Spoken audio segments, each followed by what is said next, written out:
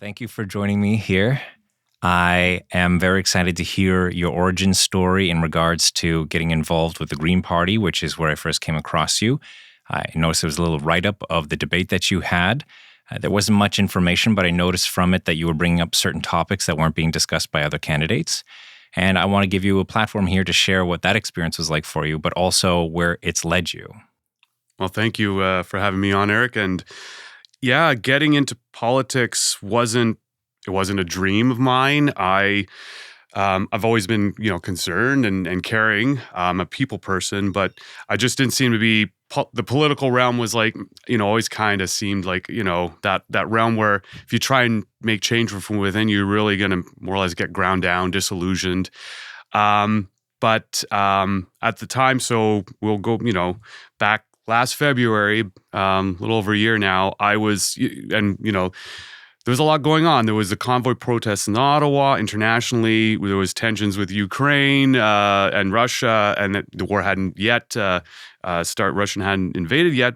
But there was a lot of bad news, and I'm just, being informed and checking out, news articles, and then I'm like, okay, what can I do? And by that time, I've gotten involved locally with a lot of organizations like Eco East, Nature Society in my hometown. But I thought this time is like, what's happening politically? We had a provincial election was coming up, and just to get informed of what platforms or parties proposing, and so going around and checking up on the Green Party, I noticed there's no candidate. And so I was like, okay, there's no candidate. My first inclination was going to friends and to, eco organizations like Eco East and say, there's no candidate. We should, this is an opportunity for someone and just do a bit of two availabilities. Just became that, I looked at it and it's, I think the time was right. I was, okay, this is the time, I'll jump in. And so I sent in my application, and kind of that started the wheels turning. So I can sense that tension between wanting to stand up for these things that you feel are really important, but also the concern of, as you mentioned, being ground down by the machine of politics. And so how did you feel that you fared going through that process? Did you feel like any of your edges did get ground down, or were you able to maintain your integrity? I was actually pleasantly surprised. So first off, lucky enough that the Green Party had a very pragmatic, well thought out platform. So one thing to go to someone's house, going door knocking and speaking to them about issues. If you don't yourself think there's a good ideas, that'll come across. And, or at least with me, it's like, it has to be a good, or it won't come across well. And so that was, I think, easy enough that it was to promote that idea. I didn't have to do too much in other than trying to clearly express what was in that platform. So number one, platform was great. In politics, and especially, I guess, the atmosphere these days, the way people are talking, or it's more divisive, I guess, or sensationalist. And I try to be more grounded and in my approach. And I found going, speaking to issues, trying to find common ground is a big one. And again, with the provincial election, a lot of the issues that are coming up, it's housing, it's health, it's food security. So really, things that are close to home that all people more or less universally care about. So connecting and that, connecting with people that these are concerns. These are solutions that we're proposing. They're thought out, and what do you, and just starting that conversation. Really, the conversation instead of a top down. Here's what we think. Here's a solution. Let's steamroll it. The approach that I liked about the party, again, being pragmatic, is that here's the solutions. There's a reason we're going this way. We're looking at science, evidence-based policy. We're looking for real world applications where this has worked before rolling things out. These kind of incremental ways to put in a transition that, we need to clean our economy up. It's not like we're going to do it from scratch. There's technologies that are existing right now we can start implementing. There's, R&D that needs to be done. So coming out of the whole thing, that's still platform side, but again, going in the area, a lot of ground to cover, good exercise, going door to door, and meeting the people. That was very invigorating and captivating. I would say I like being out in the public, but it was one of those things of going out was kind of new for me. I'm a musician as well, so being out in the open and being paid attention to or scrutinized wasn't entirely alien to me. So yeah, I think coming out of it, I was definitely motivated. I continued on to the next election after that. I would say that maybe a bit of grinding, but things I would say overall was a pretty positive experience. I'm really happy to hear that. It's especially in today's climate where you see a lot of polarization, aggravation, aggression. As you mentioned, the whole freedom/trucker convoy occupation that took place. And even currently, if you look at what's taking place on every level, I've talked to people who, during the election, the municipal election, and when I spoke with some of the staff members, and they too were talking about how there was an uptick in aggression that was taking place in the communications between residents and staff members, and just trepidations and concerns about how things were going to turn out.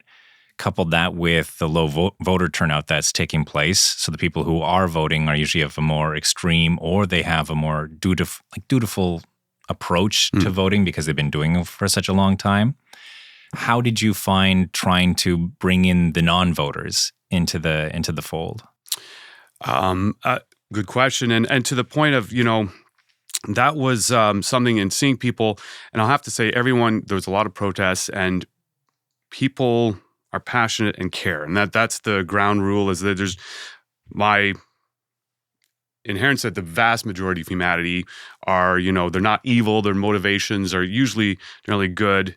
But right now it's seeing, not ideological encampments, for lack of a better word, or, it's really, we have to get back to, we are on the same planet. It's, boat in the sea, analogy I like to make, where we have to kind of steer the ship for the good of everybody and take everyone's considerations. And so the youth, or the ones, because our last provincial election was a 43% voter turnout, that there's a lot of work to be done. I myself tried going, I got the TikTok app, so I'm not sure. Looking at considering, the privacy concerns from that, but that aside, a lot of young people are using TikTok. So it's like, okay, you have to be on the platform that the people you're trying to reach on are on. So I was doing TikTok videos, just getting pretty good views on them. And then the nice thing too about technology is you do your TikTok, and then if you post it to Facebook, and then you can put it Instagram, Twitter, and branch it out from there. But so it's efficient too. And I definitely like to stick it to 60-second video segments of like, okay, here's an issue, quickly talk about it, or here's an event, quickly talk about that. I do have to say, I have to probably get back and I haven't done some since the election. I still want to kind of, there's a lot to talk about in the world that's still happening, but I want to not just be a commentator on things. I want to have things to say like that can help more than just trumpeting or passing on information. People already know where to get their news, but on that front, so for the youth, that was one avenue. I did reach out to a local high school, and I unfortunately was going to set up a meeting, but I got COVID, and so that didn't happen. But there was actually, I did a Zoom interview with an elementary school, so there was that aspect where, okay, good on the educators for reaching out and trying to get their students aware of what's happening in politics. And so yeah, but certainly on social media, I think that's trying to leverage that. That's kind of where it's at. It's a digital. A lot of younger people are getting their news on social media, and not the old legacy stuff that we're more used to. Yeah. What are some of the avenues that you use now to get yourself informed? I definitely for information, I'll go a lot to YouTube. I have a digital subscription to our local paper, The Review. I do get print publications. I get, Farm-Ontario, Farmers Forum, so more agricultural side. I will say, getting things on the cell, I don't know, maybe it's, I just find it a lot easier because I'm taking it with me. It's rather than newspaper, I kind of have to, this medium, and I probably should sit down and try to, do more reading on the spot and take in articles. But certainly the local people, the Regional, are good, publications, and we obviously have to support local media. And then just in general, there's an app, an aggregator, and it's Google News, but it's, kind of aggregates. So there's like a section for local news, and then there's like headlines, and the algorithms kind of learned what I like. So there's a lot of like, I don't know. So there's the geopolitical stuff that comes up. Then there's like, okay, here's new stuff on solar, or here's new battery technology, or, stuff on, SMRs or something like that. So on the STEM side, and so it's kind of, aggregate. But yeah, it's kind of a mix. The analog stuff, papers to digital. You kind of, I find anyways for myself, to try to, it's a spectrum of sources. The more diverse you can get it, the more everything's going to have a bias or a spin or whatnot. So, on a particular issue, I try to, look at, okay, so for example, it's American news example, but what does Fox say? What does CNN say? What does CBC say? What does CTV say? Okay, and then you distill, okay, you'll know everybody's kind of spin, but then you can figure out what's on the ground. And that's actually, this might be a tangent. One thing about when we had the trucker protests that I actually found really cool was people on the street with YouTube, live streaming. So I don't know what we would call them, citizen reporters, but anyways, they're live there. You kind of going around with video, and that's something we're seeing. Like when news clips, it's people on their smartphones and just capturing whatever's happening. So I think that's an advent of being able to capture things live. Like you'll see there was an explosion in Orleans a few weeks ago where it's someone's porch cam, but it captured the explosion, the event. So just the capacity for us of capturing events. Now, there's the difference between the video shot, and then what the narratives and interpretations and what, there's still a lot that we don't know, but there's more eyes, I guess, out there. So, yeah. So you have a wonderful blend of places that you turn to. Yeah, that's exactly it. And did you find that there's any uptick in the awareness of the things that you're talking about as a result of you running? Like, do you find anybody comes up to you and starts having conversations, or was it mainly just during the election the interest was high and then it kind of went back to? Well, so I did have one. I have a citizen's, not the resident of Prescott Russell resident, lives Linda, and she's lives around La Rose Forest, and she reached out to me and she's like, you had a really cool, your platform was cool. Have you thought about promoting, say, the hemp industry, or hemp as a crop? And I was like, well, thank you for bringing that to my attention. I'll certainly bring that up right now and say, that's that kind of thing of like inviting, and just to put it out there, if anybody has ideas, please send it. Either comment on your thread or get to me, but. It's so much easier now of getting in contact with people instantaneously.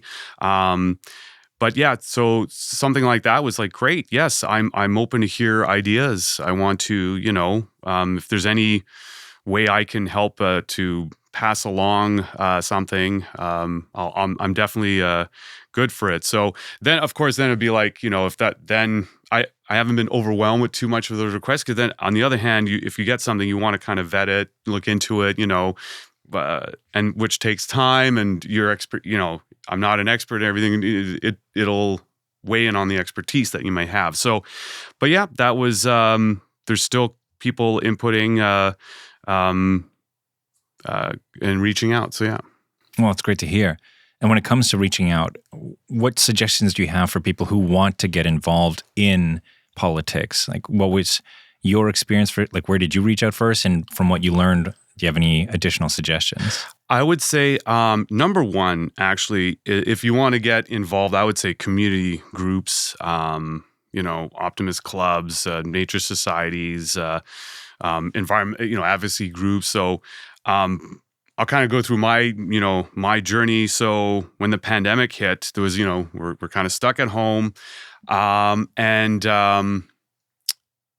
I was a friend of mine from Hawkesbury, actually, Bonnie, Jean-Louis, she's big, she actually kind of was instrumental in me getting more community involved back, let's say about 10 years, 2011.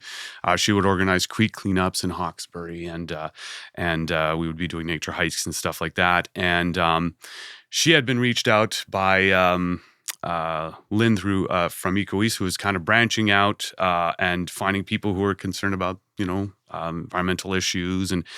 And so at the time, what was happening is they're looking to get a citizens coalition of citizens, different organizations. So it's not just Eco East, actually. It was this, we had Maire Front, Allié de Prescott Russell.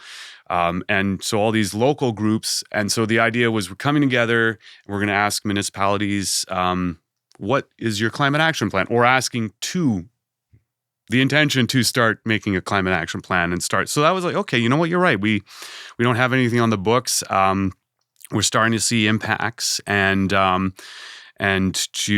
have to really start. What's our mitigation? What's our adaptation strategies?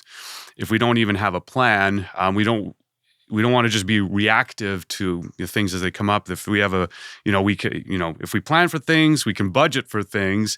Ounce of prevention versus pound of cure. So if we're ahead of the curve, we can budget for things and maybe implement certain practices, infrastructure. So that way, if we do get an extreme event, whatnot, it'll cost less. There will be less damage. That's the idea. So. It made sense. So the summer of 2020, we started, corresponding. Zoom was a great thing. That was a whole paradigm shift of, remote work, remote communication. It's been such an evolution, a change that, in just the past 3 years, it's almost unrecognizable, 2019 to where we are now, which is, in a sense, we were able to, at the same time, connect in one way, but there was a lot of isolation, but we can touch on that a bit later. But I was lucky that I was able to connect with like-minded, caring people. We organized to make presentations in our municipalities. I went to my township, East Hawkesbury, in August, and we got the county level to sign on to commit to, we're going to make climate action in Hawkesbury, and there was. I'm forgetting the other municipality, but we're just getting them engaged. And, right now, actually, through Eco East, there's talks about, I think, greenhouse gas emissions inventory. I think Champlain's looking for some help on that. We're saying not only, do this, but we're saying as volunteers, how can we help? Do we try and, I don't know, with the, say with a greenhouse gas emission, we track down data, help with, filling out the Excel sheets, or try and find grants. And, this is, unpaid volunteer stuff, but it really is a time of empowerment of that on the individual, for the good of the all, is we can't just wait for the solutions to happen or to, there has to be a grassroots. It's we'll organize, we'll figure things out. We'll start communicating with everybody. We'll work with government, non-government, businesses, enterprise, and just work to, solutions and implementing them. So, yeah. And how much of your time is taken up with Eco East, and what are the specifics of what Eco East is? Right. So on that, I've stepped into role as president at Eco East. Lisa Deacon recently, and congratulations, Lisa, on winning your election, and so now she's stepping into being a counselor, and so she's still helping in admin and whatnot. But so stepping into the role, and thankfully, what a team! Actually, the people there, a lot of very caring and well organized people. So it's a grassroots organization, Eco East is, and I mean, it started kind of their founding issue, I guess, was landfill. There was local landfill stopping that, but now they've they're broadening their scope and project to, and now they're kind of region wide in Prescott Russell. So touching on all sorts of subjects, we've got working groups. We have a working group on climate.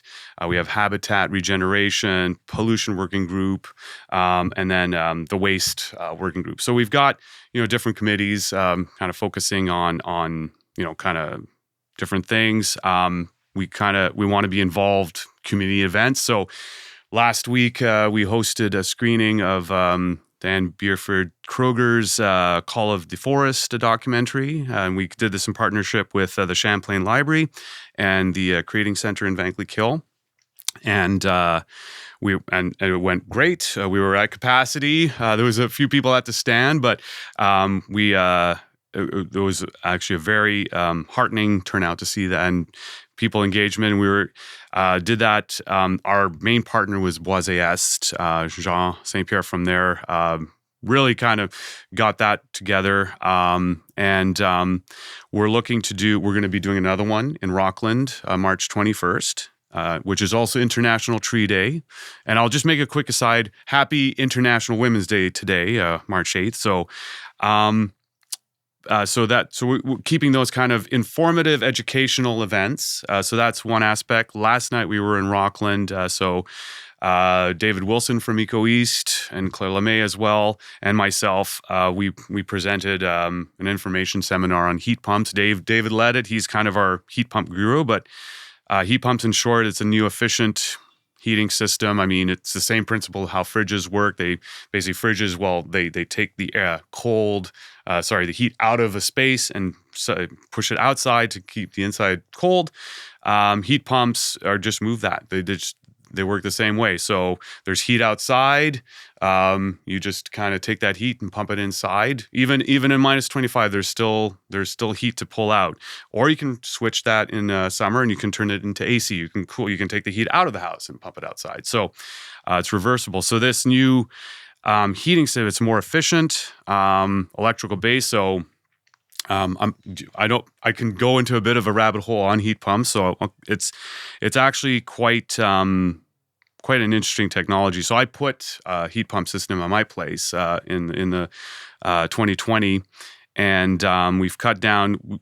It's an old farmhouse. We still have a propane furnace for the really cold snaps that we have, but I haven't had to fill up the propane tank since last year. So there's savings there, which is great. But the nice thing about heat pumps is, so with, say, propane or general fuels in general, you're going to have a unit of energy per volume of fuel, whatever. You burn a liter of gas, you're going to get X amount coming out on the other side. It'll be 100% if you can get 100% of it, efficiency, and that's if. But with a heat pump, because it's not taking a chemical and burning, you're just moving heat from one area. If you have a big amount of heat in one area, you can get over 100% efficiency out of your system. So it's much more for per unit of electricity that you spend to work the pumps and the fans. You can get 200, 300 times the amount of heat back of that movement. If you take, this is air source, so where you're taking it out of the air. There's also ground source heat pumps, which basically you drill into the ground. You have a closed like refrigerant loop, to transfer the heat in and out, and you can get upwards of 500%. They're more efficiency, but they're a little more expensive too. But so this technology is kind of one of those low-hanging fruits. If we're saying that if you have an old, if you're heating with heat oil, or older, whatever, even older, just, propane or natural gas, if you have a system that it's time to replace, this is kind of the time because if you put in something new, it's going to be around for at least 30 years, over its lifespan. So that's why we're trying to do with that seminar of heat pumps is like, here's a critical time, a juncture where getting that education out, here's the savings you can do. And there is environmental benefits.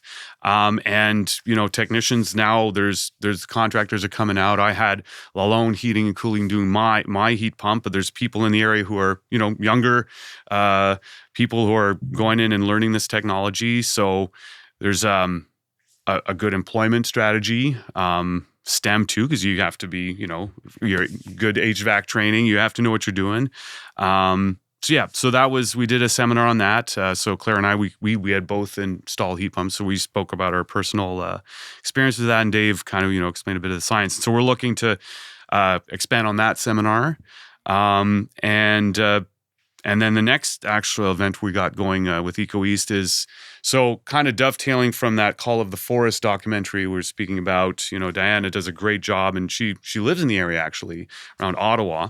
Hopefully at one of our future events, Dan, if you see this, please come on down. But really getting that, just valuing what habitats do and forests. And so they're carbon sinks, they're habitat for biodiversity in the animals and plants that wild pollinators. So they, trap moisture, they cut down wind. There's all these benefits. And really we have to start a paradigm shift of like, what's our natural asset management? What's the green infrastructure? And really putting a kind of a monetary, there's a cost, but then there's the value. That's the word. The value that these natural green infrastructure systems give to us. Aside from, of course, lumber. If sustainably managed, you can do that. But so we're taking that, and we're doing a tree planting program. This will be the second year. And we've got 900 trees. So it's a mix of native species. So we got silver maple, we've got beech leaf willows, we've got mountain ash, red pines, red oaks, and I think that's it. And we're looking for property owners. So anyone who's interested, this is free. We're offering it just free of charge. We just need to find properties and volunteers. So we're doing a call out for that right now. So, it's kind of timely. Unfortunately, we saw in the news recently there was the Taywin, there was deforestation happening there, and we're hoping. I'm personally hoping, because their intention with the Algonquin peoples is to have a sustainable community. So, there's these projects that have a lot of potential, and so I'm kind of still rooting for them. But it's obviously kind of concerning to see. Okay, we're still seeing old habits or old ways of doing things. So. But it's not, transition is not a flip to the switch. So, but really educating that what's the benefits of habitats. And so my dovetail, I don't want to go too far away from, but staying on deforestation, there's also a loss of farmland we're seeing too, is farmers, who are under such pressure right now. Like the profit margins are, squeaking by. A lot of family farms, smaller family farms, struggling. How do we fix that side of things so that farming is something that they can pass on to their next generation, their kids, or young farmers to come in and, starting up and getting the land. So there is problems that has to be addressed at that level, because that explains why we're losing farmland. And obviously there's a housing pressure to, farmers will see, oh, well, we're going to be offered all this money. Well, let's sell off this field, and developers are like, well, that's great. We can get that land at a cheaper premium than going, say, within urban boundaries. So, but again, valuing farmland, a lot more food production. And the pandemic, I opened up my eyes anyways at how insecure things can be. And if we just do not value our ability to produce food locally, and we actually need to do more processing locally. And that's something else. Like in my journey, come across as a local entrepreneur. He ran the Entrepreneurship Academy out of Alfred, Andre Martel, and he's been advocating for a local food hub. And there's been others advocating for as well. But the idea that what we grow, we need to process and have it as much local as possible. Of course, we still want international markets and or national markets as well, but really prioritizing our agriculture sector is one of those important key industries. So, yeah. Can you go into a detail as to what the clear cutting was, what took place? I have a rough idea as to what happened, but not the full scope. There's been a few examples across Prescott Russell in the area. So I know in Plantagenet, there was a friend of mine, Lisa, had been, and I don't know how many acres had been, but it's one of those things where you'll hear machinery or whatever, and they'll leave a buffer near the road so you don't see until, the last day. And then that line of trees goes down, and then you just see the nothing, really. If you ever seen the Never-Ending Story, there's like the nothing that's coming in. Well, then there was a clear cutting just west of Vankleigh Kill, just outside our town. And that one I kind of had realized it a bit more because there was this, big, there was a forest, a wooded area. And then, I don't know, I hadn't driven down, going that way for a little bit. Next time I went, there was nothing. And I'm like, whoa, it doesn't take much time to remove acres upon acres. So, that really, actually, the and this is a bit of a tangent, but related. I'll relate it kind of in green infrastructure versus farmland versus. So about 10 years ago in Saint Eugene, there was a solar, and we'll call it a solar park or solar farm. It's a solar installation, but anyways, about 300 acres. And there was protests coming up on this installation, a lot from farmers. And so at the time, it's like, my first instinct is like, okay, well, solar's good. It's generating power from the sun. But, looking into it, it's like, what's happening to these 300 acres when you bulldoze everything, compact it all so you can put in the supports for these panels? You're essentially ruining that soil, and this is number one, A1 agricultural soil. So this is 300 acres of farmland, prime farmland that had been converted over. Okay, you can make 30 megawatts of energy on 300 acres, which, I mean, there's that, but then you've lost 300 acres of prime farmland. So that actually got my starting to think, okay, where it matters where these things are implemented.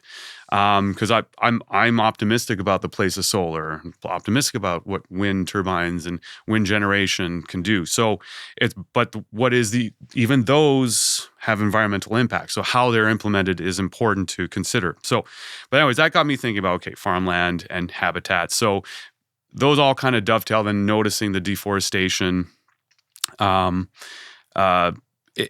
it's been significant, and actually at the end of that call of the forest screening, so our member Eco East, a lot of Eco East members, but Owen Clarkin, he's a very knowledgeable guy, and he brought our attention to this website called the Global Forest Watch, and what this website does is it catalogs forest cover loss. And so it's global. So we can zoom in. We started at Vankleigh Kill, and basically the areas of what we lose is pink, what is gained is blue. There was some blue, yes, but there was a lot of magenta pink, and just seeing it in our area. But then he's like, okay, that, we're seeing it there. But then he zoomed out to see like Northern Canada boreal forest. And then that was like more or less like, I wouldn't say solid pink, but there's a lot of, and I was like, wow, okay. And you would compare to other jurisdictions, for example, like Norway, where when it zoomed out, it looked kind of a lot of pink, but then you zoom in, it's selective, where it's like, okay, little pockets, they'll like, but overall the habitat's still there. There's still wildlife corridors, so animals can migrate and move around. Versus kind of clear-cut approach where it's just there's nothing left after all that habitat's destroyed, and then you can have erosion or flood outs. So, so that graphical thing, I know for me it really opened my eyes, and so that we'll have that at the end of the screening in Rockland too. But these kind of tools, so globalforestwatch.org. So make sure you have chocolate or something after the end, because we were kind of joking where like it was kind of super depressing to go through that, and it's like, okay, how can we do the optimistic thing at the end of this? Like there's still stuff we can do, like that's, I guess the overall thing is that eco anxiety that, if it's only bad news that you're hearing, you're gonna shut in or just give up. And we don't want that. How do we, it's like, yes, there's bad news, but there's stuff to still fight for. There's, have kids or, fight for the future, in a nutshell. And what gives you that hope?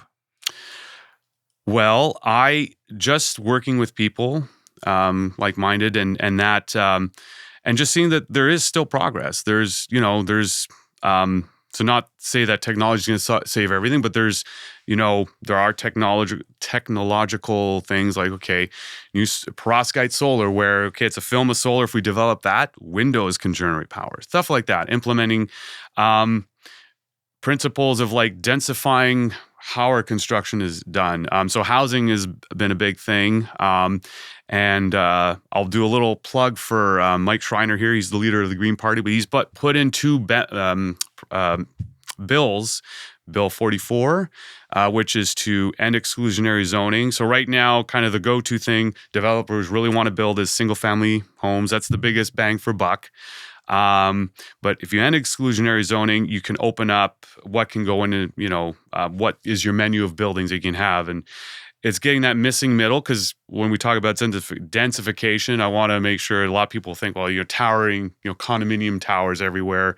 That's not what I would be advocating for. And most people will be saying, okay, you have a town.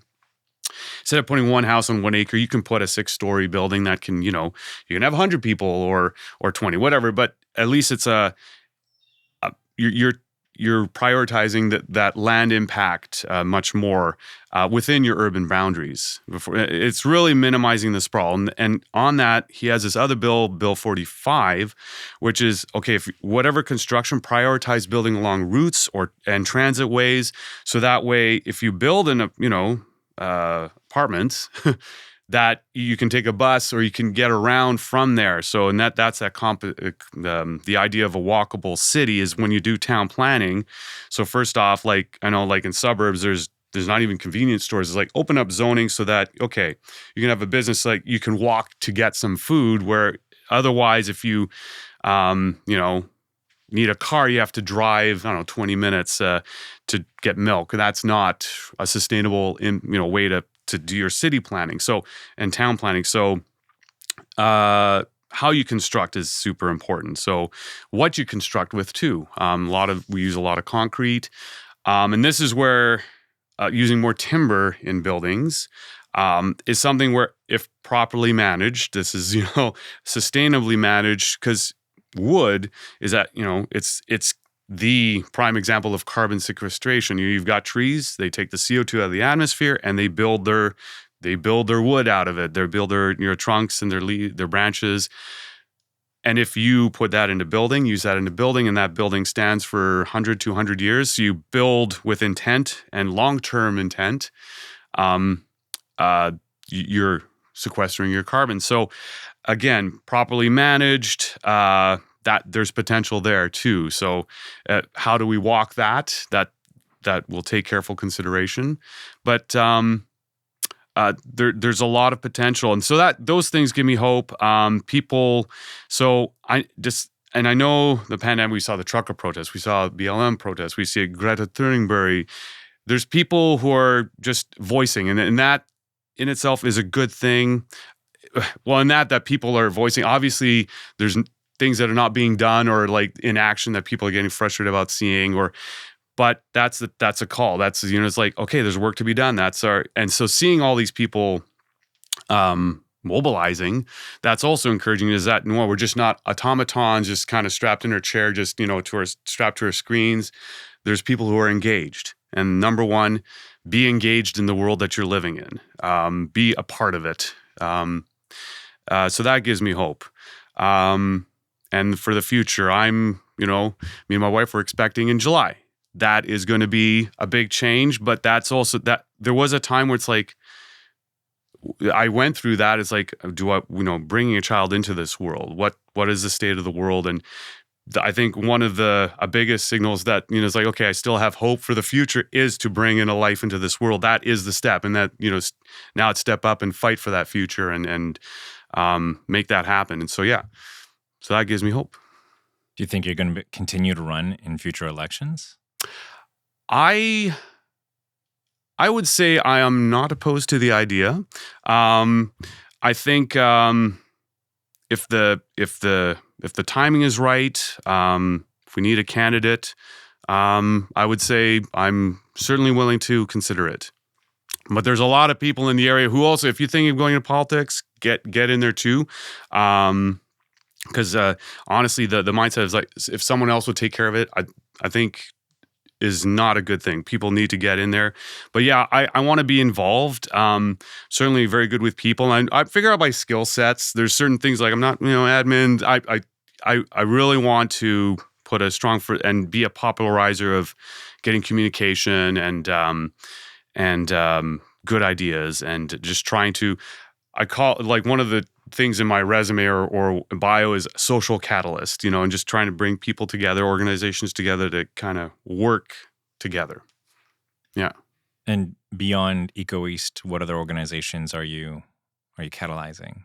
So right now, so closer to home, I'm part of the Vankleek Nature Society, and so right there, I'm trying to bring in younger blood, because right now, our medium age is probably 60. So we just did a little nature hike, and so a small step, but I brought one of my friends. She's 28. And I was like, hey, here's a group. Here's people who are passionate. Come and meet them. And so that's another group. And then just kind of not freelance, but I do. So in East Hawkesbury, this is on my own. But so this is something I did learn through EcoEast. Props to David Wilson, who I mentioned, our heat pump guru.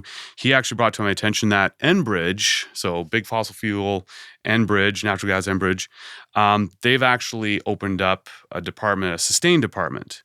And so to me, it was like, okay, that's interesting. Here we go. They're actually setting the path of a transition path away from. So I looked at and I was like, okay. I saw, okay, here's Enbridge. So they're looking to help, install solar panels, heat pumps. And I'm like, and then I looked at East Hawkesbury. There's a new community center going up in St. Eugene. I'm like, and they're planning stages. And I'm like, okay, got them to, it's like, here, you guys, you have to, heating system potential, Enbridge. So I know it's getting them to talk with each other, because in the end, if there's a market signal for Enbridge that there's business to be had in community centers or buildings across the board to have, solar panels, heat pumps, that there's, this transition economy, a greener economy, sustainable economy. Because it's one way to say is like, bad Enbridge, don't do that. But on the other hand, like, a more productive way is like, do this. You make a step to do something. It's like, okay, I will send you the signal that that's a good step. Let's encourage that. So, yeah. Yeah, the feeling of calling in as opposed to calling out. Right. I mean, that's it. It's like, that instinct to demonize is not a productive. Then you're just going to get everyone defensive, and then everyone's like going to shut down and be like, well, since you think about that of me, okay, we're not going to talk. And, once talking stops and walls go up, or, that's when things can really break down. Humanity is really good when we work together. We're social animals. But if we get that, if we put up a wall and then everyone does the same, then we're not talking to each other. We're not coordinating. And if there's big global issues that affect us all and we're not working together, then we just each do our thing, and then the wave will just wash us out, whatever, and that's not productive. That would be really sad to have happen. So absolutely, especially since you have a kid on the way, which congratulations for that. Thank you. Yeah. So, and that's it. So the stakes are high. I mean, it's always been high. It's like, we're looking at a world where right now, so there was the COP15 we had in Montreal. They came out of it and saying, okay, you know what, we'll conserve 30% of the natural world. It's a start, 30%. I mean, it's like you're going through school. If I went on 30%, it's like but it's a start. You work from there and be like, okay, yes, good. We're starting to. There's a value to the natural world and our biosphere and the life support systems, and there's worth to each person, and everything has worth. Going back a little bit to the opening up of the Greenbelt for development that you were mentioning in regards to people's concerns about density and the proposal that the leader of the Green Party put forward on the provincial level in the Ontario legislature. It's very fascinating to watch the conversations that play out, because I can see from the conservative argument that you want affordable housing, you're not going to get any house that's going to be less expensive than one that's built out in the middle of nowhere, where there's, just a couple houses on big urban sprawl setups, because the development fees are going to be low, the cost of the property is going to be low, because the developer has got it super cheap because it was agricultural land beforehand. And what isn't taken into effect is how the cost of living for the people who will be in those homes, even though the mortgage per se may be smaller than any other mortgage that you could compare it to, having to have a vehicle, driving, paying for gas, what happens if your vehicle is busted or you need to go someplace and somebody else is borrowing your car, the distance to services, all these things start to add up. And when you compare to somebody's cost of living in a place that has higher density, and I'm not just talking about high rises, it could be like the missing middle that's often spoken about, having housing close to public transit, it turns out that you end up paying at the end of the day out of your wallet almost the same, or if not more, for some houses that are further away in these less expensive mortgage areas, in the green zone, in the green spaces that are being opened up. And that's something that I hear often, obviously in the podcasts and the books and the experts that I'm listening to, but I don't really hear it that much in conversation, talking about kind of like the holistic of what is the overall cost of these approaches and how are we going to solve these problems collectively. And I can understand the initial desire and feeling of, well, I just look at that price tag versus that price tag over there, and that's your affordable housing. But again, our definition of affordable housing doesn't necessarily mean just a mortgage that's lower. It has to encompass all these other elements that come into having a higher quality of life, a more sustainable quality of life. What are some of the things that seem obvious to you because of your education, your background, your experience, that you find having to explain the details and the nuances of when you're having these kind of conversations with people? Great points. Obviously, if you can acquire land, that argument or that case, but if you don't factor in you have to build out sewage to that area, the electrical grid has to be extended out to that, roads have to be built out to that beyond just the houses being built. So, I mean, those costs and then upkeeping all that infrastructure after that initial, land grab, so that's where it's in that discussion. It's like you have, and that's something where we're seeing kind of right now in the some cities are kind of scaling back all their public transport and things are getting more expensive. And ridership declining. If you don't make things convenient or if you don't design it, people won't use it, right? But that's not an argument to not have mass transit. It's just the management or the implementation has to be optimized. Or where things are built. So stops or, sidewalks to get things so that it's safe to walk to areas. So those who are out in the kind of the more suburbs generally are more well off because, again, to get there, you need a vehicle. And then the housing market, I know it's tough. I've got, I have my brother, he's in Mississauga, and just anywhere affordable, have to look basically an hour outside of where they live. And so how do we branch that? And like I said, they're not factoring in, okay, there's all these other infrastructure you have to build out to these communities eventually, and then they will be locked, and then you're going to perpetuate. You have to maintain these roads. You have to expand your highways so that, and where people are, so it's this kind of self-perpetuating kind of system. It builds out, and then it has all these other supporting infrastructures get built in, and then but you're not really solving the issue because it's such a less dense way of providing living space. And again, with the affordable housing, if you're doing it, and that's where a single family home generally, it's a higher income bracket. If we're talking affordable housing, it's a, kind of a lower income bracket, but you can do affordable housing where it's not like you're not cramming people into sardine cans. It's you can still build with humanity in mind, but efficiently and again, being close to food and infrastructure. Overall, the costs will be lower. And then, of course, more people in that urban, there will be higher taxes, so tax revenues. So that segment will sustain itself by its the revenue it generates. Again, not cramming people into you can have a life with dignity in higher density. So thinking of like was it Rosedale in Toronto, like the older parts of Toronto where it's like, okay, the multi-story buildings, but it's quaint. It's like there's trees, you got to make sure there's green space and, well-lit areas and safe to walk, bike, and bike lanes. So if you don't have to drive where you can bike where you need or walk to where you need to go. And so the urban planning is at that point where the education's there. It's just the will to implement that is lacking.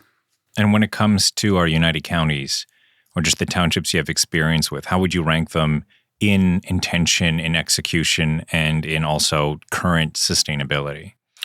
So right now, there's a lot of work, room for improvement, and obviously it's a resource issue too. Is like what resources do these municipalities have to tackle the workload that they could be facing? So that's another consideration. Hence why with say EcoEast we are proposing to help out, because it's it's like it's not just asking them to do things. It's like we understand it's like there's a strap for resources and time. The staff they can't. Especially now we had Bill 23. There's even more workload that's put on the municipalities. That say for example, conservation authorities used to handle certain things on their radar. Well, now that those responsibilities now on municipalities. So it's like, okay, well, I just want to drill down into that. So it used to be that municipalities could turn to organizations like EcoEast for support and analysis, and now that responsibility is solely supposed to be in-house.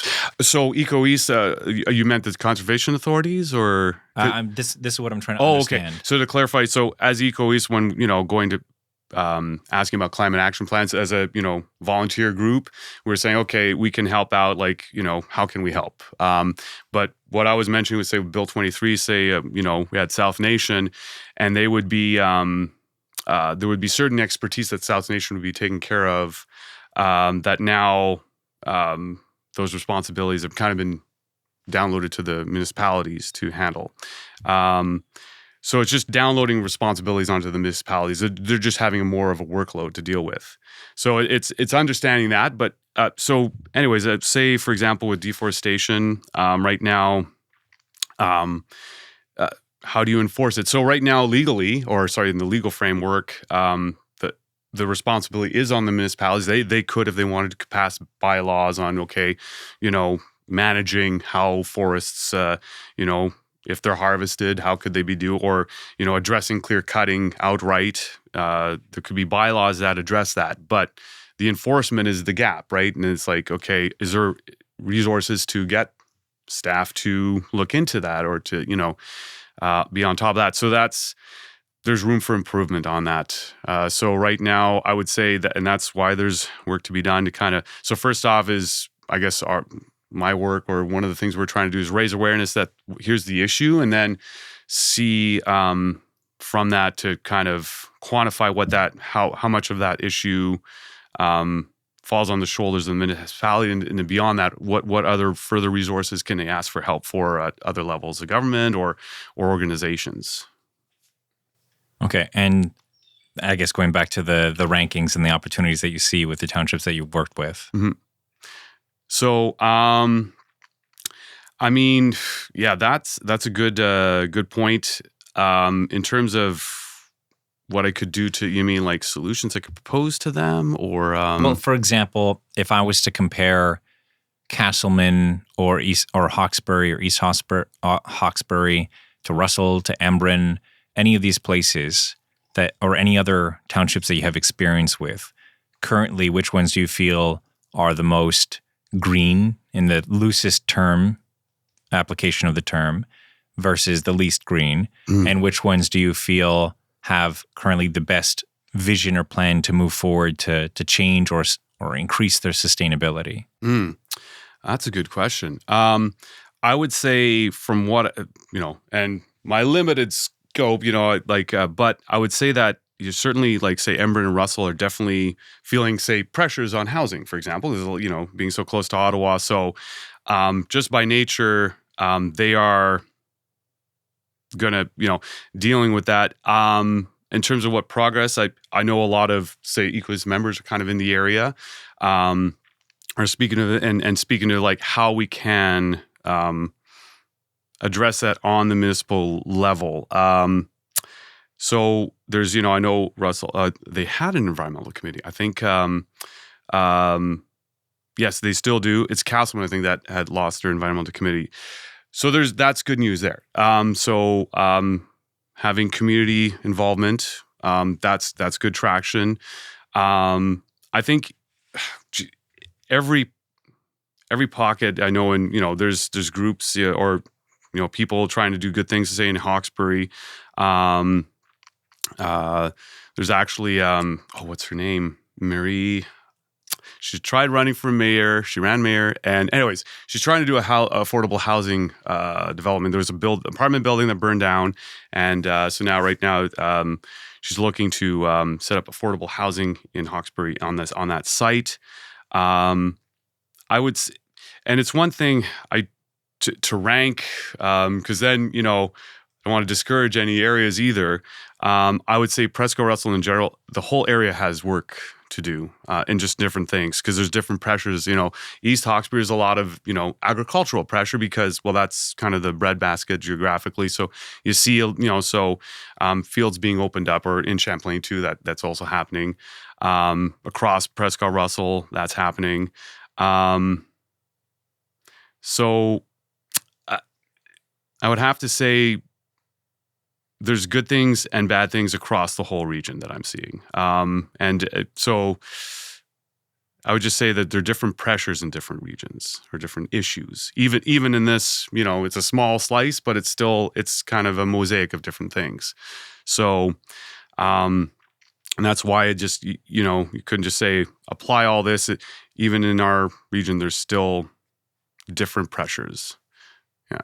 So, and for Embrun, you mentioned that there's the housing pressure. Are there any other pressures that you've been noticing, and Russell Township specifically? Nothing that's coming to mind. Not to say that there isn't. So I'm sure there is.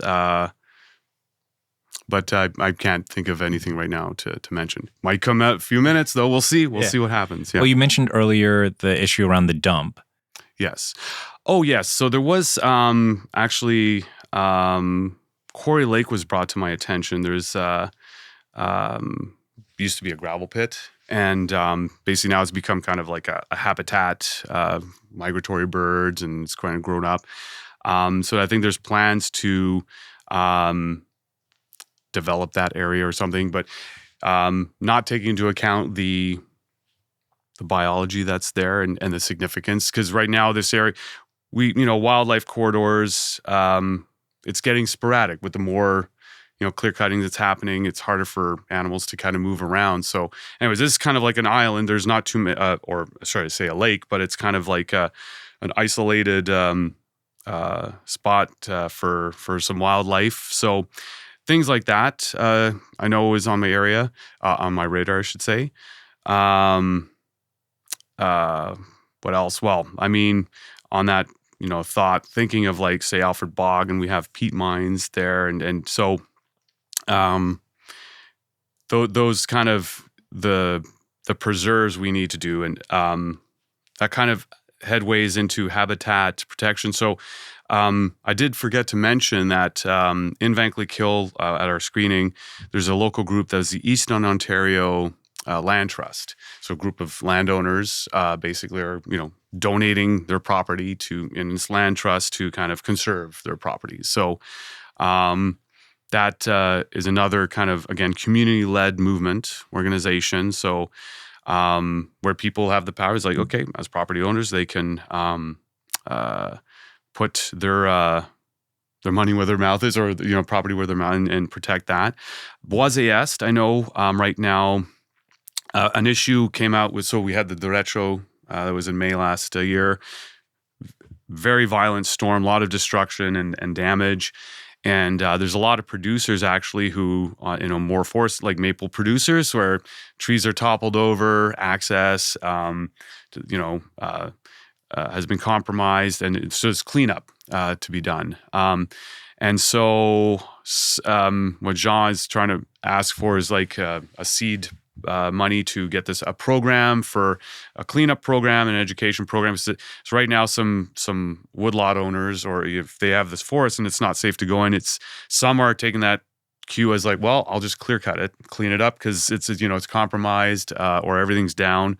Versus actually that's happened with Taywin as well. Is like I think they were saying is like it wasn't safe to selectively remove some trees. There was but in any respect, so that's another issue that's kind of swept across our region that's being looked into, anyways. And Jean's still trying to fight the fight. And when it comes to the issue of the dump and just waste management in general, have there been any conversations within your groups about alternative methods like incineration or some? I know there's been talks about it's kind of like an acid pool or an algae pool that just breaks down and decomposes the plastics. Thank you. Because there you go. Now neurons are firing. So that is actually something diverting from landfill food waste, because that's a big issue. Is like when food ends up in a landfill, it's in an oxygen deprived environment. So what happens is things aren't anaerobically broken down. They're not aerobic. So just to say aerobic microbes, they do their thing in oxygen. Anaerobic is when there's no oxygen. Those types of microbes, they live in that environment, but their byproducts, it's not CO2 as in an oxygen atmosphere. It's a methane byproduct off gas. So what happens is foodstuffs end up in a landfill. Methane is off gas. So that's why if you ever go to Carp Mountain, you see that vent that's there's a little flame going. That's what they've just ignited that the methane.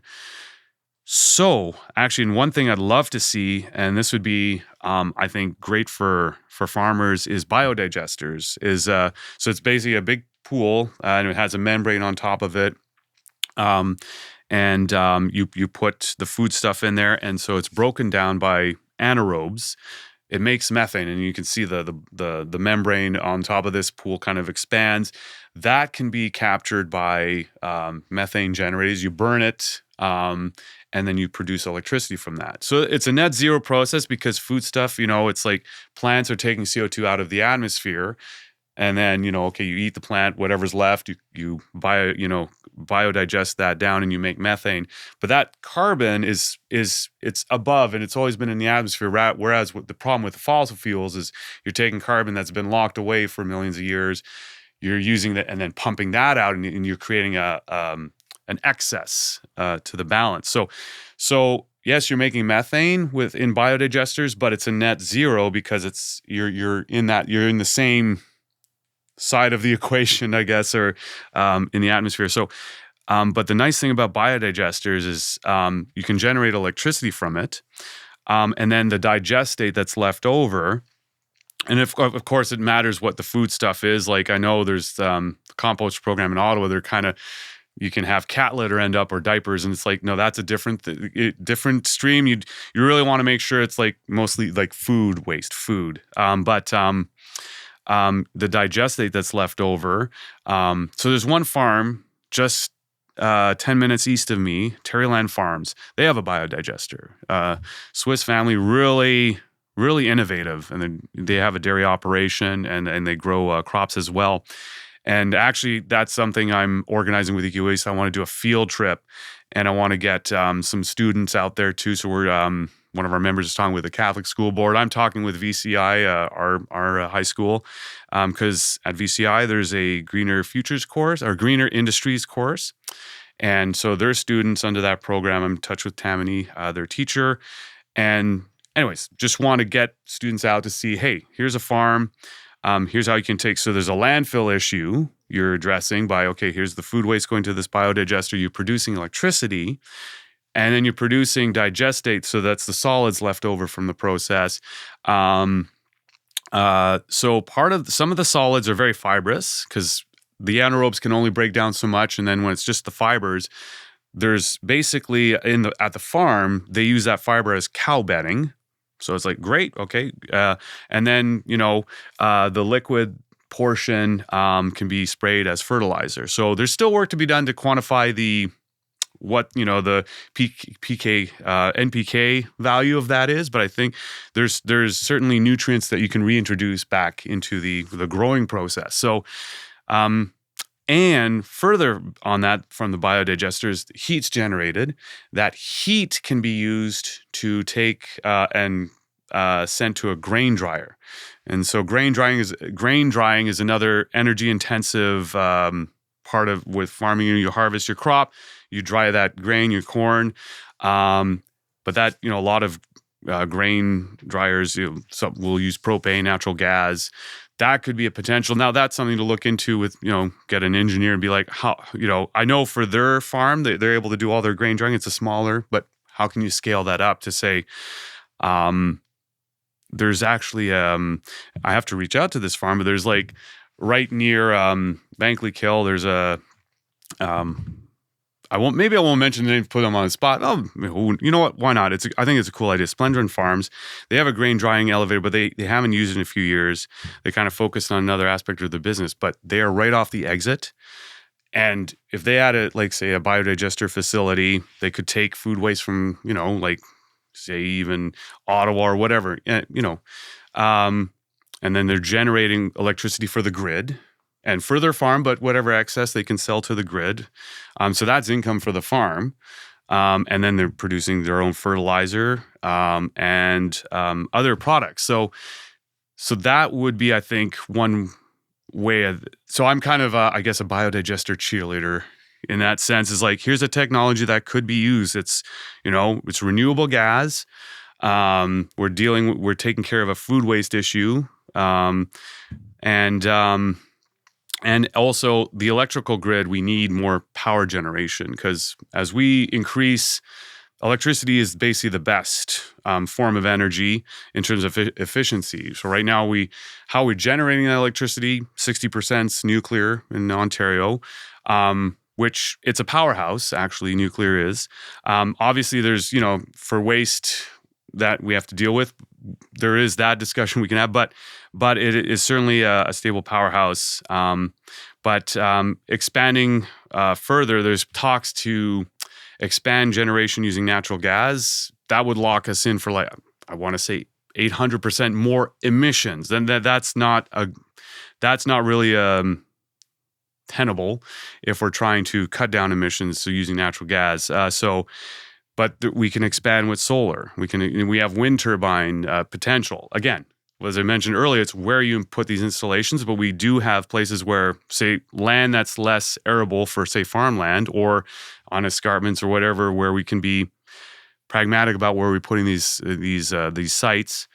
There's also water power that we could look into. So that we've got some dams, but not every dam has a turbine to produce energy. So there could be maybe not a crazy amount, but I think there was a report. It was 4,000 megawatts, which is still sizable if we took the dams we had in the province and put turbines. Obviously, that's quite an engineering feat, but there's potential there. And there's another potential that we have Quebec with right beside us, and they, right now, a lot of their power, they're building infrastructure to sell to New York and into the States. Before all that goes down to the States, I would think there's an opportunity to, we do have some interties between, actually in Cumberland, we have the Outaouais intertie, so we got those towers that take, power from Quebec into into Ontario, so right into our own Prescott Russell area. So we could actually have, and it would be, quite a bit of power coming in from Quebec. It would need some investment to upgrade that capacity. I want to say, I think it can be up to 2,000 megawatts if it's upgraded. So that's sizable. Just to give you an idea, like Pickering is a 4,000 megawatt facility. So that's sizable, like from the intertie, or 200 watts. When you have a factor of 10, that could be important. So fact check me. But either way, if we upgrade the intertie and get power from Quebec, that would be big. All that to say, though, is we need more energy, and having farms as part of that mix, that energy mix, producing energy using biodigesters, I think would be, especially, our agricultural sector, we have farms, the manure, there could be, we could process that, generate electricity, take the fertilizer, close that loop on that circular economy. And so that would be, I think, a really cool thing to pursue and to look into. Yeah, I think there's plenty of opportunity in farms for these kind of innovations and upgrades to take place. When you talk about insulation, it's a bit challenging. A farm is a farm, and the old saying, what is this, a farm, in regards to a door being left open or a window being left open because you have animals passing in and out. So the idea of comparing it to a home or an office building or a commercial space where you can have that kind of insulation maximization doesn't really translate to the farmland. But with certain technologies like energy production, like heat pumps, like geothermal, like solar panels, and the biodigesters, the list goes on, we can find other ways to supplement these industries so that way they produce more than just food, and the food that they do produce is more carbon neutral. Totally, and that's it. And like it's really playing to the strengths of a particular sector, and we have like a very good mosaic, and it would be good to see more, like, say, how to get more manufacturing in general and food processing in general too, like cutting down on how much we have to transport the raw materials. Like, so a lot of, again, tying in that if we're cutting down lumber, if we can have some milling done or mill it here, and then even better have, the furniture or end products made here. So it's a higher end product that, that leaves this territory, we can ask a higher price instead of just, here's just in raw form, sell it dirt cheap. And we're kind of like losing out because, okay, not only are we losing that raw resources, but then there's the deficits, the environmental costs, the social costs of like kind of selling it too cheap. So how to get that balance of, a bit more processing, a bit more manufacturing, making higher end products in-house. Yeah, we're crossing this really interesting threshold where when I was younger, I was constantly getting into conversations as to why is it that we're shipping things half across the planet to get processed instead of just building the factories here. And then the whole conversation about cheaper labor, the different regulations that are there. So you just get something produced for far less than you would if you did it here because of simple economics. But now that you have conflict, you have climate issues, you have the cost of fuel going up, we're having a bit of this transition taking place where people are starting to reindustrialize in the first world, in Western countries. But I am curious as to what's going to happen when we switch over to the new fuel source. When we have hydrogen engines, when we have better batteries, when we have more efficient engines, are we going to see the pendulum swing back where you're going to have the exportation process happen all over again? Or are robotics going to completely and utterly change the game? Well, that's very cool that you bring it up. And it always boggles my mind. Yeah? We ship something across an ocean, raw form, process it, have it shipped back. And it's, but now that we're looking at what are the costs or what.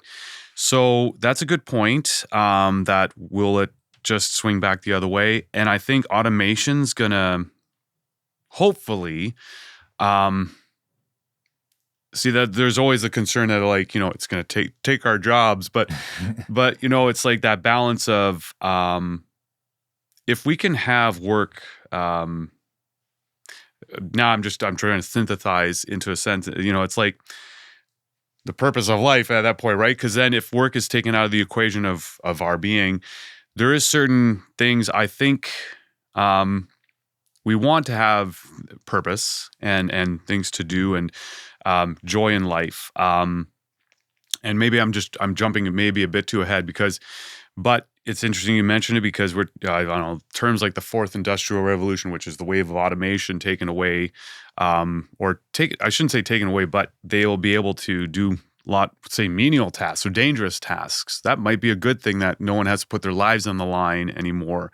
Like when you think of like, okay, for example, like in the Congo mining cobalt and the people there, it's like, you're having mothers with the kids mining or kids mining cobalt, and it's like inhumane. It's like that should not be happening. How can we take like the human element out of dangerous situations for, say, mining resource? I mean, just resource and extraction in general we have to be aware of what kind of footprint we're leaving on, not just on the people, but on the planet too. But I think in general, like before things swing back, I think it's good that really looking at local production. Like for example, in North America, we've opened up our farmland. We used to have forests; they're all gone now. We've done that, so that damage has been done. So in a sense, where there's room to rehabilitate and let forests regrow, but I would say let's maintain an agricultural sector. Obviously, bring in regenerative practices as much as possible to make sure that the soil health is being considered now, and we kind of steer away from just trying to pump the land with chemicals and so a chemical-based agriculture, phasing that out and be a soil-based agriculture. Obviously, and we also have to consider where are we getting a fertilizer from? So that's why I mentioned biodigesters we have nutrients, and really having nutrients end up in landfills, that's not a good way. So we would, close that loop on make it a circular economy. Same with our metals like aluminum and other products, is we design things from the get-go to be easily at the end of life to be melted down or reformed for their next, product. We should also make products to be as modular as possible, so it's not quite a cycle of this consuming kind of nature of like, or disposability, I guess, is more the issue. Like let's build clothes, for example. Like say in Europe, you'll see that shirts are made to, they're made to last 40 years or whatever, like good quality. Whereas here it's like, 5 years, things are just made with less quality. So it's a mindset too of like that fast fashion thing. And I know I'm going a bunch of different rabbit holes here, but I think it all comes down to how we're using our resources, how we value things in general, valuing people, valuing things, being less disposable, less consuming, less this, here's this trend, and now it's not, in trend, let's get the new thing. And you still want innovation, obviously. So that balance of like, you want to innovate, you want to like, you don't want to have like, say we're happy that our smartphones are evolving as quick as they are. Mind you, I think we're kind of seeing a plateau like that. The iPhone 11 hasn't really, changed from the 14 versus the 11, So having add-ons for the sake of having add-ons versus, okay, here's some core improvements we can do, but really whatever we're building, let's build it to last, like buildings, the materials we use, the materials we extract.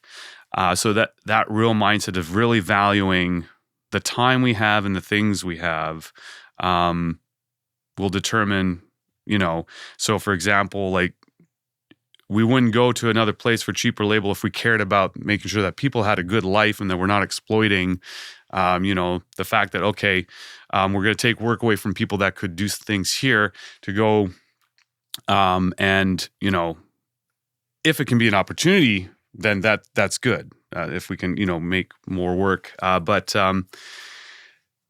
the strange trade-off when it comes to globalization is, yes, it makes goods less expensive and services sometimes less expensive, and you give people the opportunity to kind of lift themselves out of poverty in a certain way. Mm-hmm.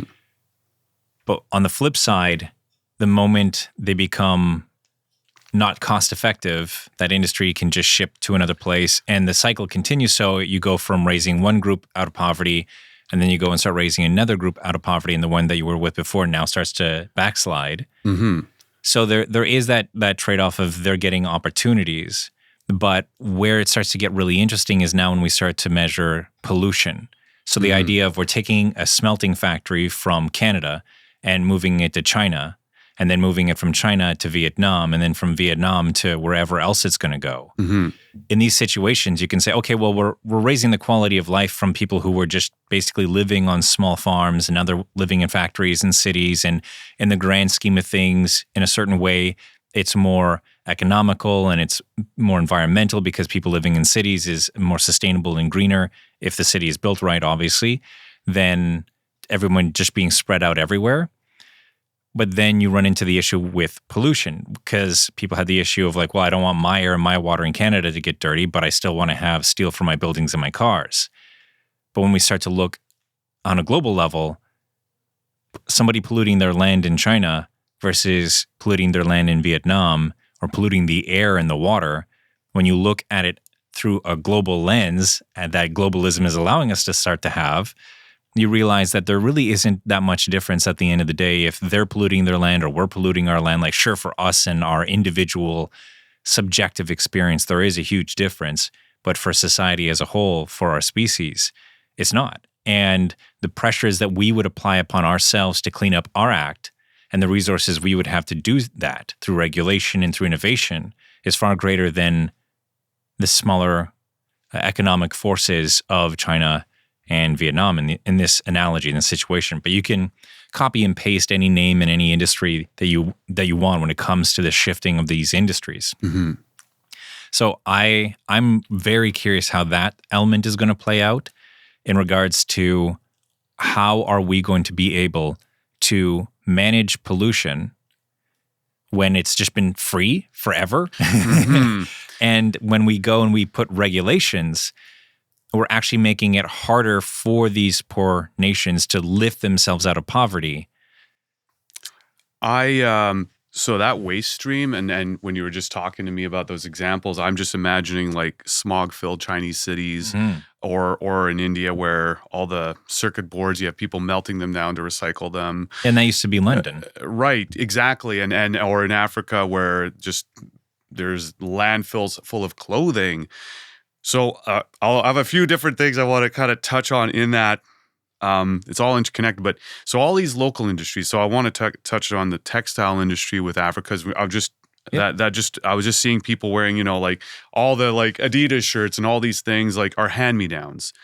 They used to have a textile industry, local, making their own clothes. That has been destroyed because of competition. Now the cheap clothes is basically being thrown upon them, and now they're just being overwhelmed with it.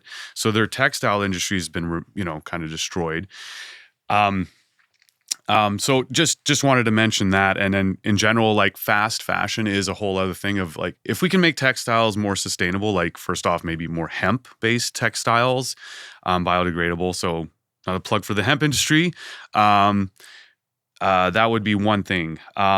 The circuit, like the recycling of e-waste is another one where making our, like I said, cell phones. Whereas if we can just design things, it's an engineering feat, but putting our minds to that if we can make it as modular as possible, and that the waste streams, first off, do not get sent overseas, because for the longest time now that's stopping, because now they're like, we don't want your waste anymore. There's no, the whole recycling, unfortunately, a lot of it had been a scam.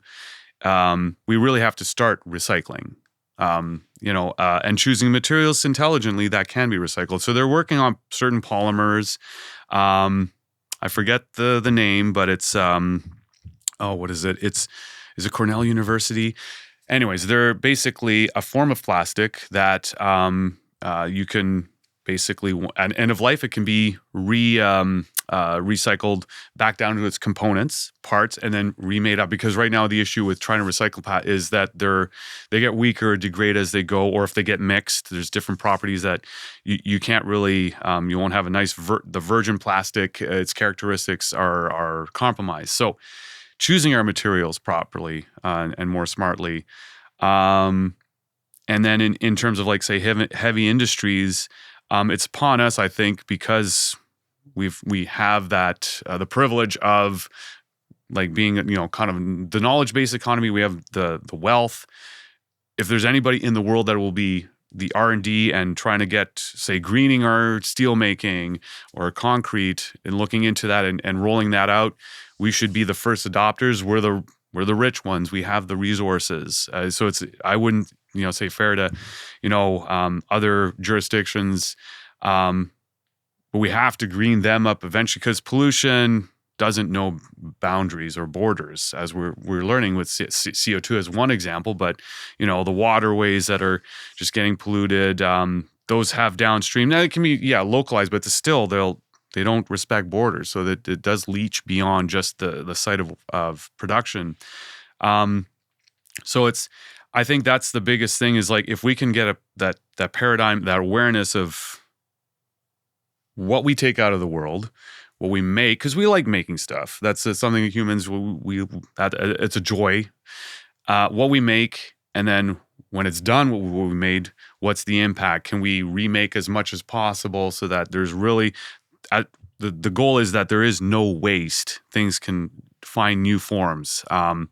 Or if it is that we could, turn that waste, into, like you say, there's incineration or end of life or nuclear waste. Okay, if we have spent fuel where it's reprocessed to a certain extent that it's just nuclear ash, there's nothing else we can do with it, then we bury that safely, deep geological depositories. And I think that's the biggest thing is we have to value people, the places, and the things. And I think we're getting there because we're getting more aware. Like it seems that there's so much bad news, but just we're aware of, we're reporting better. We're more aware. We're, we're cataloging all this information in real time. And with tools like, AI is coming out now and to synthesize all that information into trends that we can translate. If we can take things like with automation and if we can take risk out of, certain things that have to be done and take out, loss of life and, then we can maximize focus energies. Because once we get automation, then productivity will be through the roof, theoretically, and productivity, economic productivity will mean that we can get things at a lower cost. In terms of production, we still have to take in environmental costs and social costs, but that theoretically will leave time or resources, I should say, to then focus on, we have to make sure that our healthcare systems or our diets, actually, the quality, we'll start with actually the first, what do we eat is good quality food across the board, that we don't have a system where it's super cheap to buy very sugary, very salty foods that are just empty calories that are really just that aren't sustaining you properly. They're going to give you health problems, but it's the cheap thing that you can afford. Some people are in those situations is how to, make sure quality of food, and then, quality of life. So what kind of towns, what kind of cities do you want to be living in? Air quality. Can you walk around to areas? Is there things in the areas like, restaurants and convenience stores and food, grocery stores, venues for music, arts, those kind of things? How do you tailor your cities that if you don't have a car or other means or, your transit system sucks, you can't get anywhere really and have fun and good times. It's it's a multifaceted thing. But I think it really takes valuing everything. But in terms of practical things, if we were to distill that back to, it's like, that's why kind of in politics is like, for me with the Green Party, it's like, how do we get our resources? How do we generate our power and energy? How, what are we consuming? And then what's the waste stream? And then how much of that waste stream can we reintroduce back into a production stream? So, because there's things like, okay, for example, in Ontario right now, we're looking at the Ring of Fire. That's and I'm happy. What was there was an art. So, I forget the community, the Indigenous communities are being consulted, and actually, I think they made a plan that the Indigenous community had to submit a plan of how a road or the route to the Ring of Fire would be going through their territory. And the Ring of Fire is not an actual physical Ring of Fire. It's a area where there's a lot of minerals and deposits. Yeah, rare earth deposits, exactly. Northern Ontario. So,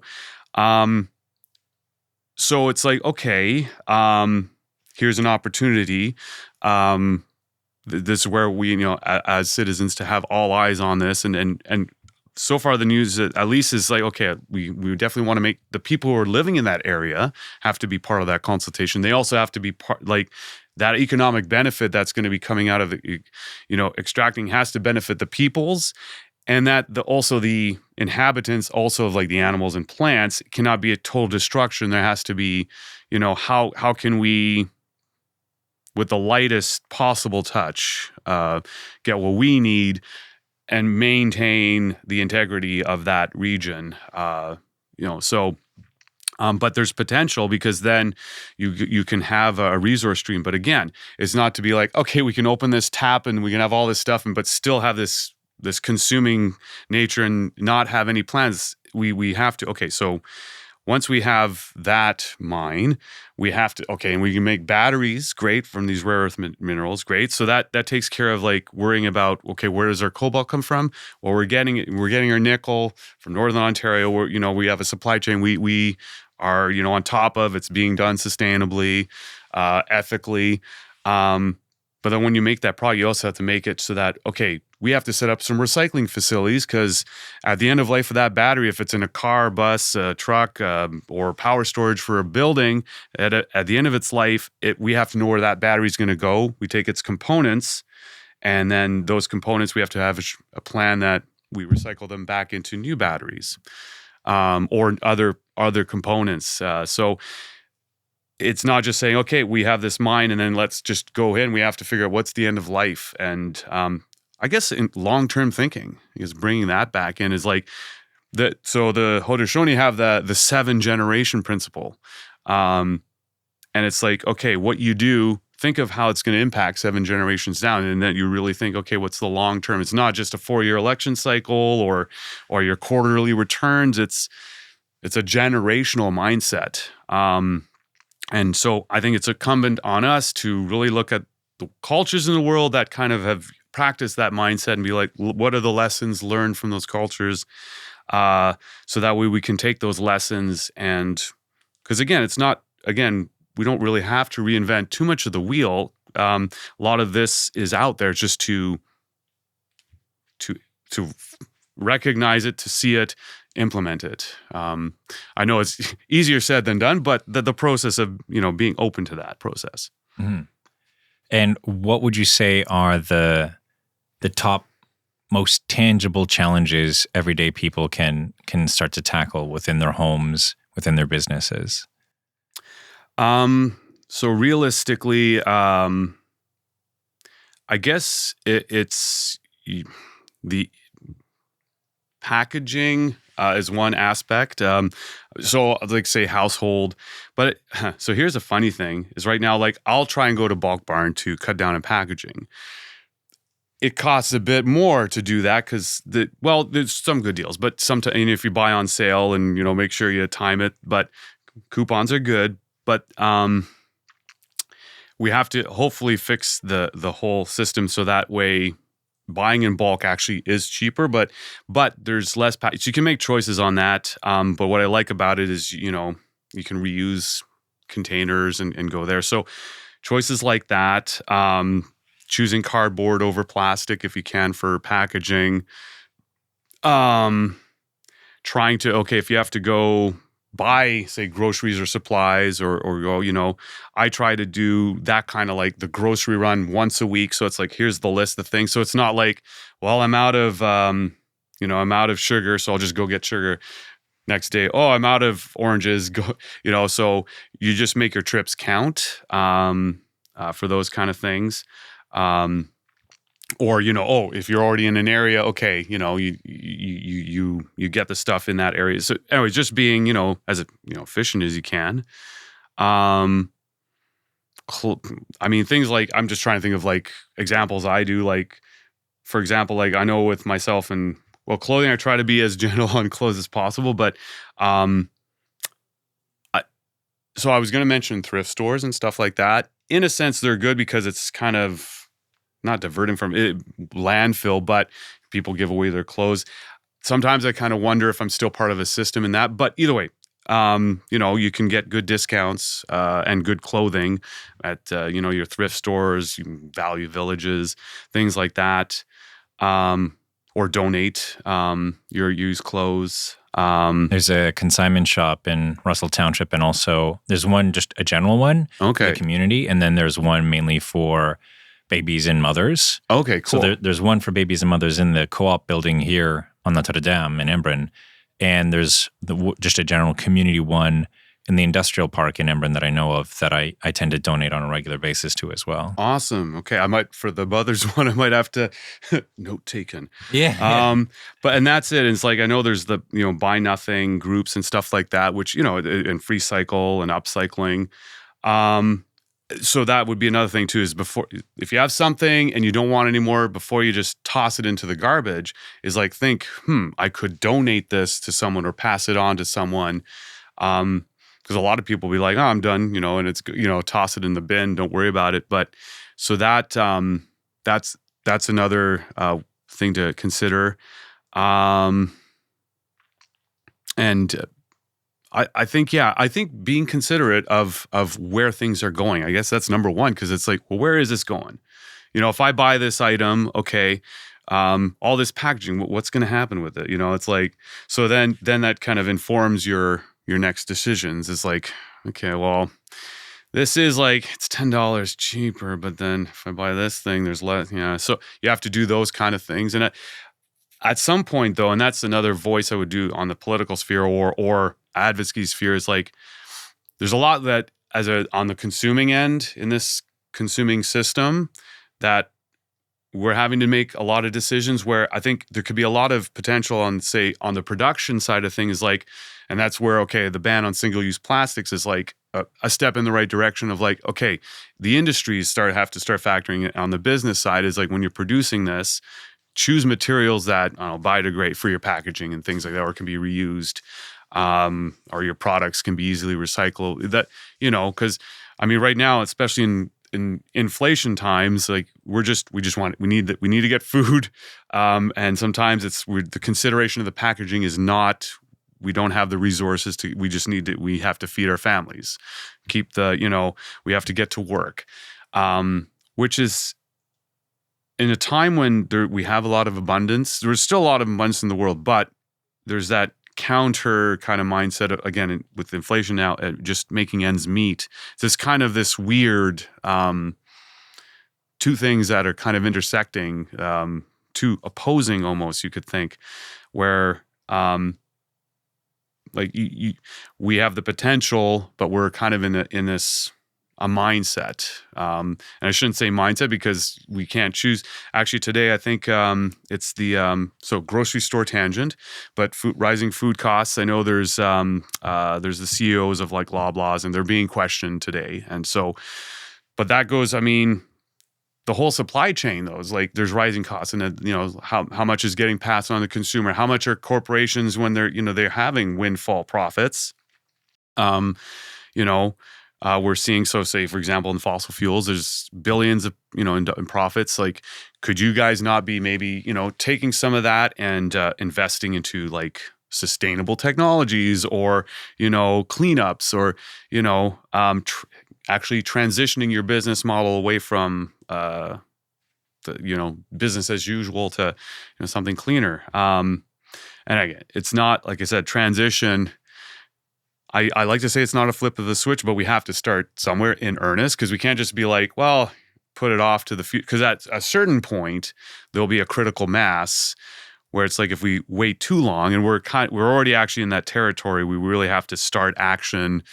We really should have already started concrete, real action needs to happen. So yeah, I think we go to everybody. I'm trying to make sure, but there's a, just be engaged. But that's the biggest thing is like,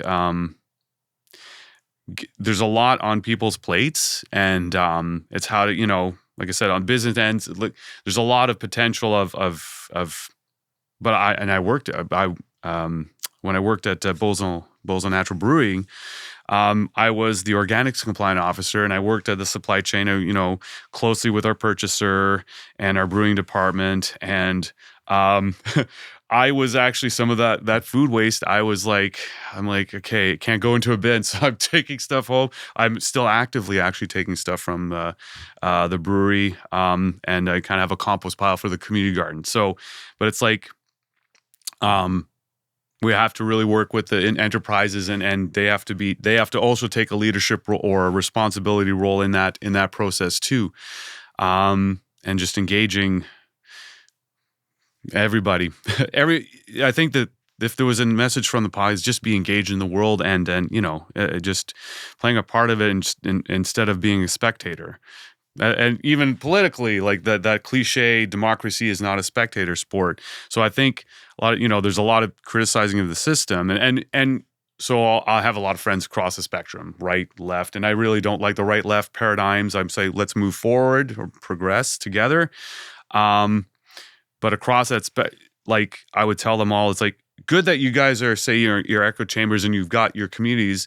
Now what you need to do is like reach across, and I try to be that kind of a bridge for that too, and to say there's a lot more that we have in common than not in common, and here's some issues, and if we can just go to the brass tacks or the first principles of these issues, because there's a lot of narratives and ways of just like, let's just distill this, and really keep it as simple as possible. So energy production, food production, construction, I think would be kind of like, if we could really break it down, manufacturing, anyways, and then build up from there. Well, that's one of the many reasons why I wanted to have this conversation with you. I really appreciate the way you lead by example, and your optimistic energy and perspective is very refreshing. Very little shame, a lot of hope and optimism, and you're doing it. You have a lot of lived experiences and examples that people can pull upon, but also a lot of suggestions that they can enact in their own everyday life, from very small things to larger organizations or even enterprise level concepts. So I want to say thank you very much for taking this time to share all these thoughts. If anybody wants to get a hold of you or look up any of the things that you've been mentioning, what are some of the links or handles that you want to mention? Yeah, so, thank you. And so I'll spell out my name, because if you Google my name, you pretty much will find my Facebook, YouTube, Twitter, and various. So Thaila Riden, Thaila, think Thailand without the ND. I have creative parents. Riden, Riden. So I'm on Facebook. I actually have a ThailaRiden.com page. When I ran politically, it's currently kind of still in my East Hawkesbury running for councillor.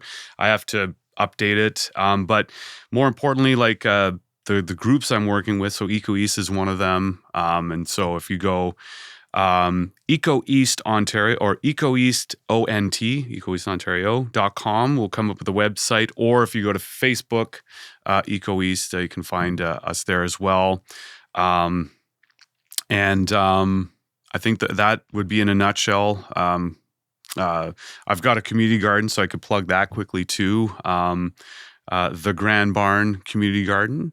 And if anyone's wishes for some plots, we've got some plots. We're doing exciting work. Actually, there's going to be one of our partners is the Van Cleef Food Bank. So they're actually one of our biggest partner, and they're going to be doing a seed exchange Easter weekend.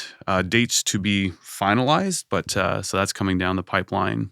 And Yeah, that's pretty much it. I mean, we could probably go for a few more hours, but that we can save for another time. Yeah, and everything you mentioned, any links, I'll put them in the description below. And with that, just thank you very much for taking this time. Thanks for having me.